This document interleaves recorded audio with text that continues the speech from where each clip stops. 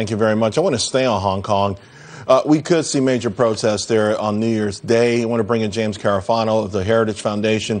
What impact does this have, or would it have, on our relationship with China, particularly at this very delicate moment?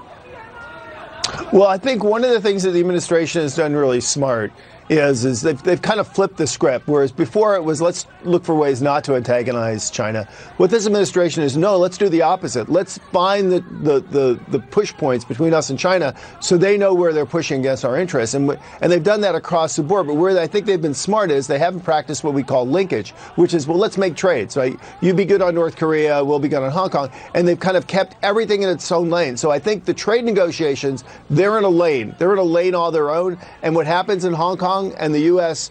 Observances and comments and criticism about that, both sides are going to keep those separate. Although President Trump did sign, the sort of resolution that angered China, and the administration has been more vocal with respect to support for the protesters in Hong Kong. And there have been more than one occasion when President Trump has mentioned the protests with regard to trade negotiations. But I think the overarching theme, and tell me if I've got this right, the administration believes that just by virtue of coming up with a better relationship overall, they'll be able to persuade China more with respect to Hong Kong. Well, look, I think the trade deal is important to the United States. It's important to reset that relationship. It's important to the global economy. Hong Kong, let's be honest, right now, the Chinese are destroying their own brand. I mean, they've done more damage to their brand by what's happening in Hong Kong, essentially reneging on the deal of one country, two systems.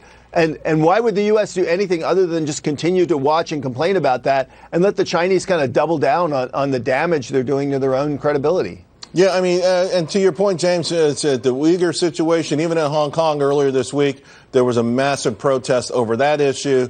And China has really just ignored all of it. They spent a bunch of time in Macau, another area where you've got two systems in one government, right? So you wonder just how much this will ever change them, but they know the world's watching, don't they?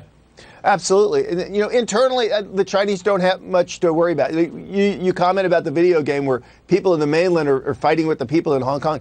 The people in the mainland are not obsessed about Hong Kong. We don't see any sense that this is bleeding over into the rest of China. So that, I think, has really calmed the Chinese down a bit. If it had, that would be an issue for them. But it's not. But where it is impacting them, on the other hand, is Taiwan. Yeah. I think that the Taiwan is becoming much more anti-Chinese, in part because of what they've seen and gone on in Hong Kong. And we have Taiwan elections coming up, and they're going to go very badly for the pro-Chinese factions.